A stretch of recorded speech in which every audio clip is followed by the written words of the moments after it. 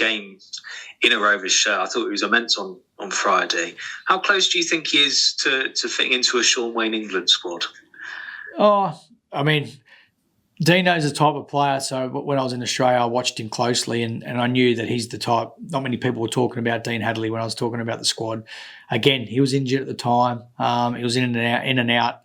And people don't really talk about players that, do the things that only teammates would notice, or coaches would notice. Most of the time, people will be talking about players that are running over someone or scoring a try or the big cutout pass. The areas that we value are all the things that Dean Hadley does. So for me, all those effort-based areas is what we value first. So there's no coincidence that Dean every week in pre-season would be leading the way, and we're showing clips of Dean every day in a pre-season of all the positive things. So for me, I'll always back players like Dean to play at that level. And what I do know is he'd never let anyone down. Someone who also had probably one of their best games in Rovers shirt was Joe Burgess, particularly in how he defended, which is something tracking back across the whole pitch. And if you compare the last time you faced Warrington, where his side in defence had a few issues, how much improvement has he made defensively in his game since coming into the side? Yeah, massive amount. That's the area that I'm most pleased about with Joe. We know that he can, possibly run 70 and score a try. I mean, what he did against Lee, and he makes breaks and he's got that pace, but he's using that in defence. He's using that to save tries defensively. He's using that to support. So again, all the things that we value, and that's we don't say a great deal, but it's a lot. The main messaging to Joe is around competing hard. And he knows what that looks like. And I think you have to look at Friday night's game, and it's pretty evident and easy to see what it looks like when Joe competes at his best or at the highest. So now it's about being consistent with that. If he's consistent with that, I can't see why Joe Burgess in the future can't play for England. As much as we just want to talk about Rugby League Saturday, obviously this time last week we were sat talking about Joe Burgess' social media use. Again this week he reposted and then deleted another far-right account. How are you feeling the fact that we're having to talk about this again a week later? Yeah, we've dealt with it internally. We've spoken to Joe. He knows where we stand with it, so it's been dealt with internally. I do appreciate that. Are you not annoyed, though, that we're having to talk about the same thing a week later? Oh, look, I understand.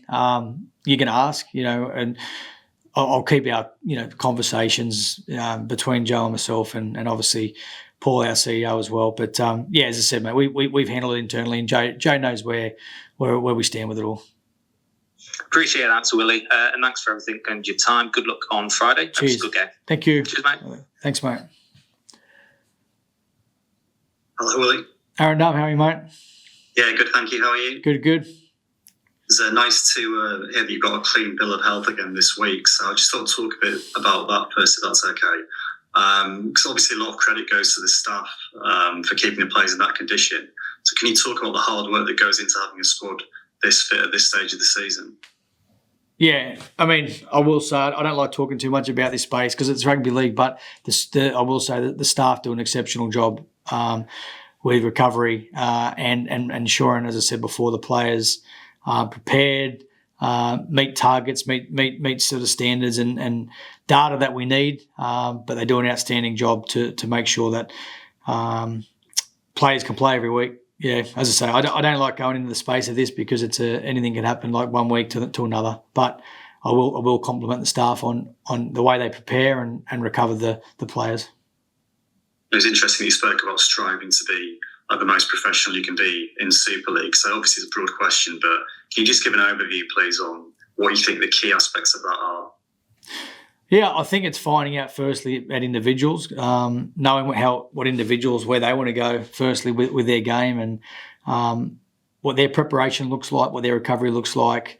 We've got a staff purpose is ensuring each player reaches their full potential, and the players, and the staff do an exceptional job of helping the players achieve that. I don't think the players could say that any of our staff aren't doing their job in that aspect, and they don't genuinely care. So each staff member is extremely valued here, and there's no doubt they work hard, and there's certainly, I believe as a head coach, the staff are doing their part to help the players reach their potential.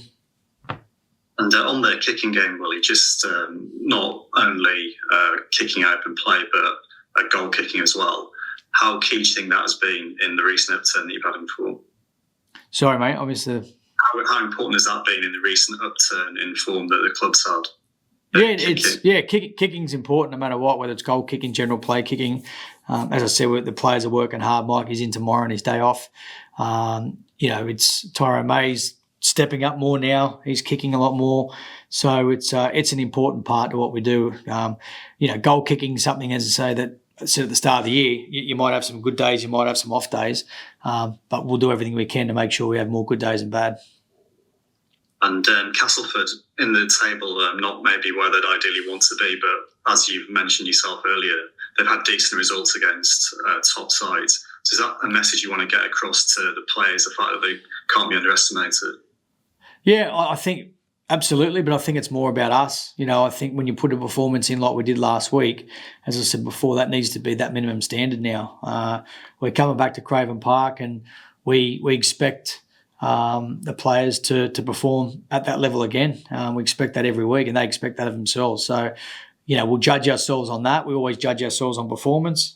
As I said last week, we got a result, but the result will come from putting in a performance that we know what we're capable of, and we meet our KPIs and our targets that we want throughout that game, and then the result will take care of itself. So, we respect Cass. We know what they bring.